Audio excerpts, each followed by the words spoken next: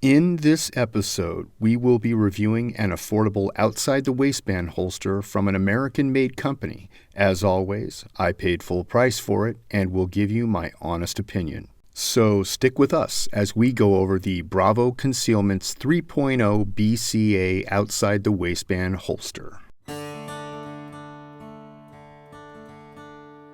Welcome back to RBB. If you're new here, consider subscribing.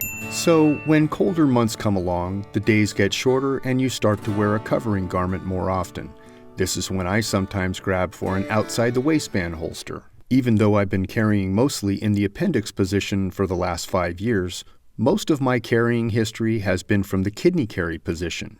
That's because an outside-the-waistband holster is just more comfortable. Take, for instance, the Bravo Concealment 3.0 BCA outside-the-waistband holster. This piece of gear is doing a lot of things right. I prefer the pancake-style OWB holster for 2 reasons. First, the belt loops on a pancake-style holster tend to be farther apart, which give a more secure hold to keep the holster in place. Second, this distancing of the belt loops also naturally sucks the butt of the gun in towards the body. I have to say that I'm seeing a trend with modern polymer holsters lately that are working to become more modular, which means that the same holster can be worn in more configurations.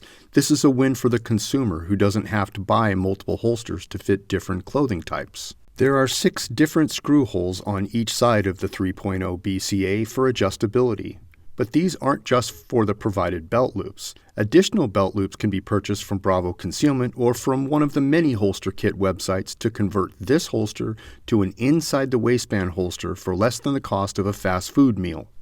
Another plus is the addition of spacing for a threaded barrel at no extra charge. As well, the trigger guard hold on the gun can be adjusted with a system that allows the user to visually see how much tension they are applying. Even at the lowest level, the gun-to-holster lockup is adequate, but when turned up to max retention, it's almost too much hold. The provided belt loops can accommodate up to a 1.5-inch belt. They can also be inverted to raise the height of the holster on the belt. Despite all of this, my one complaint, or warning really, is the sweat guard.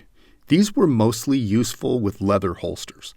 As in the warmer weather in hotter areas, this kept the body's sweat from causing your gun to rust.